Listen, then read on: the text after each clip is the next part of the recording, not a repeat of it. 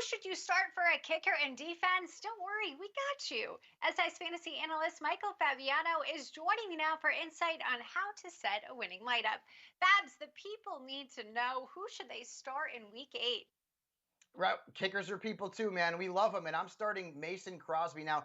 He hasn't been great in recent weeks. 14 combined fantasy points in his last 3 games, but I like the matchup against the Vikings. No team in the National Football League has allowed more field goal conversions or fantasy points to kickers, and Crosby had 11 fantasy points against them earlier in the season in Week 1.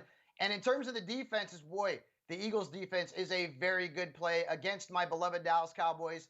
No Dak Prescott. The line is an absolute mess. It could be third string quarterback Ben DiNucci who starts this game. And even if it's Andy Dalton, the Eagles defense should put up a very solid number. In fact, I have them ranked among my top 3 defenses for week 8. The Eagles had a strong performance versus the Giants in week 7. And like you said, Fabs, they faced the Cowboys, and well, they may look even better this week. But let's talk about who you don't expect to look very good. Who should fantasy managers stay away from? Yeah, I'm fading Chris Boswell this week. Now, he's been pretty steady. He's given you at least 8 fantasy points in all but 1 game this season. But the Ravens have been very tough on kickers. In fact, they've allowed just 5 field goals and the fewest fantasy points to that position.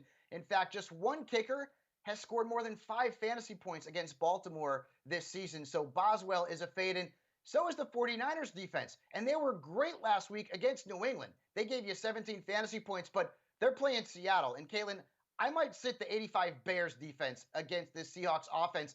They are averaging nearly 34 points a game. They're averaging over 425 total yards per game, and only 7 teams have committed fewer giveaways. So, despite the fact that the Niners had a very strong stat line last week against New England, they are a fade for me against Seattle in what should be a very high scoring game.